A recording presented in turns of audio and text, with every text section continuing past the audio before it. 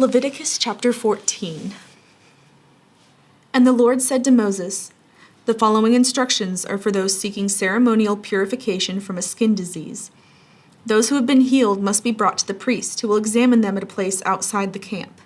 If the priest finds that someone has been healed of a serious skin disease, he will perform a purification ceremony using 2 live birds that are ceremonially clean, a stick of cedar, some scarlet yarn, and a hyssop branch.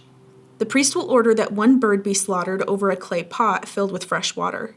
He will take the live bird, the cedar stick, the scarlet yarn, and the hyssop branch, and dip them into the blood of the bird that was slaughtered over the fresh water. The priest will then sprinkle the blood of the dead bird 7 times on the person being purified of the skin disease. When the priest has purified the person, he will release the live bird in the open field to fly away. The persons being purified must then wash their clothes, shave off all their hair, and bathe themselves in water. Then they will be ceremonially clean and may return to the camp. However, they must remain outside their tents for 7 days. On the 7th day, they must again shave all the hair from their heads, including the hair of the beard and eyebrows. They must also wash their clothes and bathe themselves in water. Then they will be ceremonially clean. On the 8th day, each person being purified must bring 2 male lambs and a 1-year-old female lamb, all with no defects, along with a grain offering of 6 quarts of choice flour, moistened with olive oil, and a cup of olive oil. Then the officiating priest will present that person for purification, along with the offerings, before the Lord at the entrance of the tabernacle. The priest will take 1 of the male lambs and the olive oil and present them as a guilt offering, lifting them up as a special offering before the Lord. He will then slaughter the male lamb in the sacred area where sin offerings and burnt offerings are slaughtered. As with the sin offering, the guilt offering belongs to the priest. It is a most holy offering.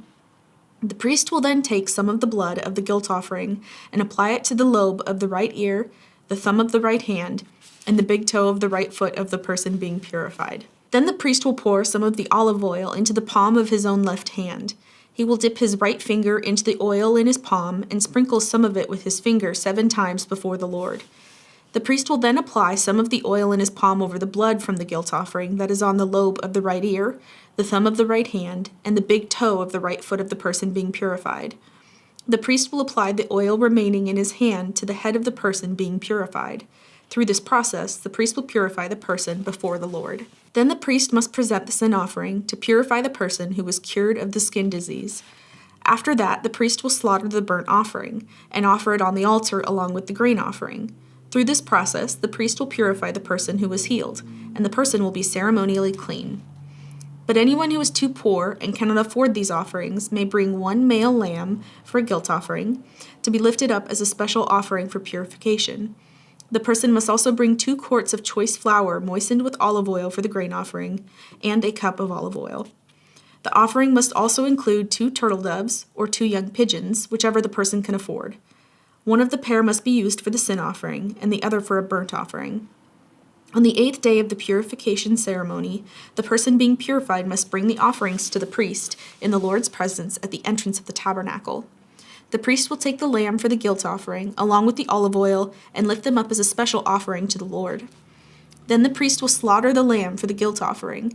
He will take some of its blood and apply it to the lobe of the right ear, the thumb of the right hand, and the big toe of the right foot of the person being purified. The priest will also pour some of the olive oil into the palm of his own left hand. He will dip his right finger into the oil in his palm and sprinkle some of it 7 times before the Lord.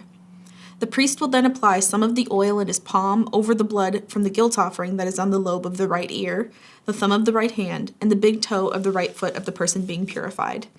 The priest will apply the oil remaining in his hand to the head of the person being purified. Through this process, the priest will purify the person before the Lord. Then the priest will offer 2 turtle doves, or the 2 young pigeons, whichever the person can afford. 1 of them is for a sin offering and the other for a burnt offering, to be presented along with the grain offering. Through this process, the priest will purify the person before the Lord.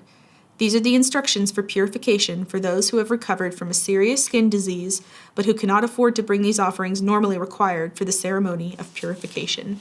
Then the Lord said to Moses and Aaron, "When you arrive in Canaan, the land I am giving you as your own possession, I may contaminate some of the houses in your land with mildew. The owner of such a house must then go to the priest and say, 'It appears that my house has some kind of mildew.' Before the priest goes in to inspect the house, he must have the house emptied so nothing inside will be pronounced ceremonially unclean. Then the priest will go in and examine the mildew on the walls. If he finds greenish or reddish streaks, and the contamination appears to go deeper than the wall's surface, the priest will step outside the door and put the house in quarantine for 7 days. On the 7th day, the priest must return for another inspection. If he finds that the mildew on the walls of the house has spread, the priest must order that the stones from those areas be removed. The contaminated material will then be taken outside the town to an area designated as ceremonially unclean. Next, the inside walls of the entire house must be scraped thoroughly and the scrapings dumped in the unclean place outside the town. Other stones will be brought in to replace the ones that were removed, and the walls will be replastered. But if the mildew reappears after all the stones have been replaced and the house has been scraped and replastered, the priest must return and inspect the house again. If he finds that the mildew has spread, the walls are clearly contaminated with a serious mildew and the house is defiled, it must be torn down, and all its stones, timbers, and plaster must be carried out of town to the place designated as ceremonially unclean. Those who enter the house during the period of quarantine will be ceremonially unclean until evening, and all who sleep or eat in the house must wash their clothing. But if the priest returns for his inspection and finds that the mildew has not reappeared in the house after the fresh plastering, he will pronounce it clean because the mildew is clearly gone. To purify the house, the priest must take 2 birds, a stick of cedar, some scarlet yarn, and a hyssop branch. He will slaughter one of the birds over a clay pot filled with fresh water. He will take the cedar stick, the hyssop branch, the scarlet yarn, and the live bird, and dip them into the blood of the slaughtered bird and into the fresh water. Then he will sprinkle the house 7 times. When the priest has purified the house in exactly this way, he will release the live birds in the open fields outside the town. Through this process, the priest will purify the house, and it will be ceremonially clean. These are the instructions for dealing with serious skin diseases, including scabby sores, and mildew, whether on clothing or in a house, and a swelling on the skin, a rash, or discolored skin. This procedure will determine whether a person or object is ceremonially clean or unclean. These are the instructions regarding skin diseases and mildew. Mark 6:30-56. The apostles returned to Jesus from their ministry tour and told him all they had done and taught. Then Jesus said, "Let's go off by ourselves to a quiet place and rest a while." He said this because there were so many people coming and going that Jesus and his apostles didn't even have time to eat. So they left by boat for a quiet place where they could be alone. But many people recognized them and saw them leaving, and people from many towns ran ahead along the shore and got there ahead of them.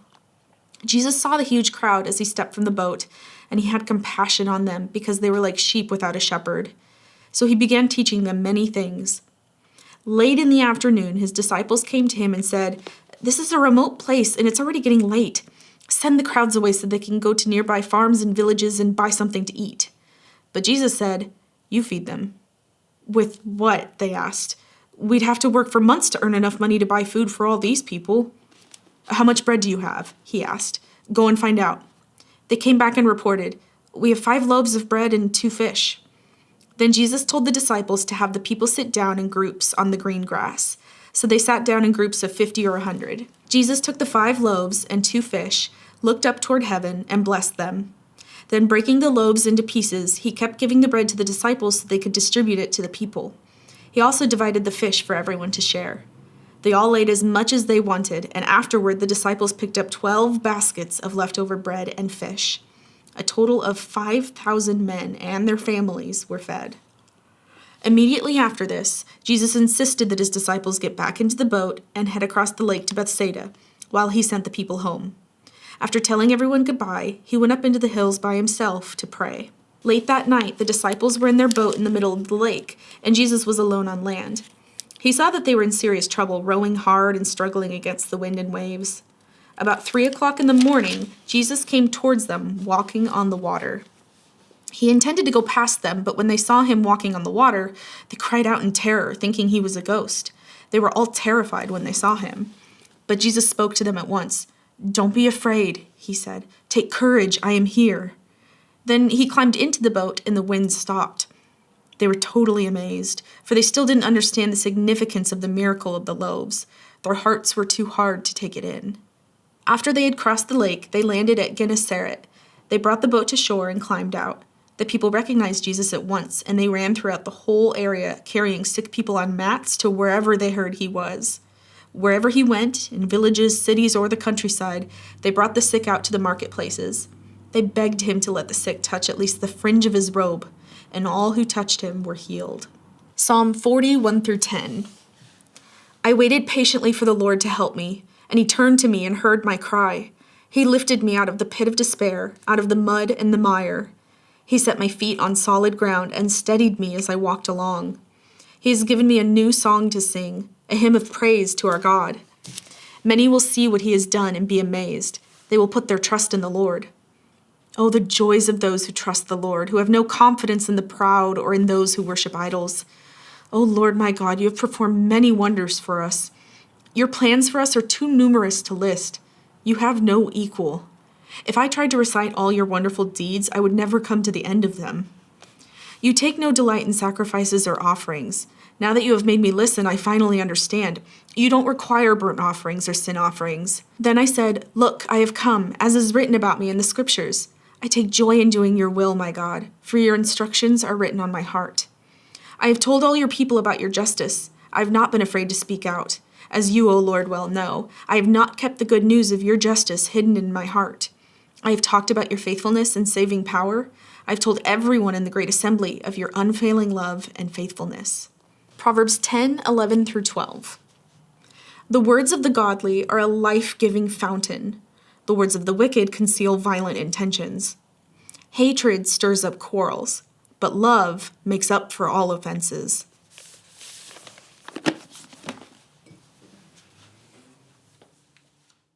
Cured of the sin. When you arrive in Canaan, the lane, like for bowling. These are the instructions for dealing with some, Sacagawea. He lifted me out of the pit of despair. Sorry. The pit of despair. As is written about me in the scripture. I have talked about your faithfulness and saving power. How many cars are out there that just love revving their engines super loud?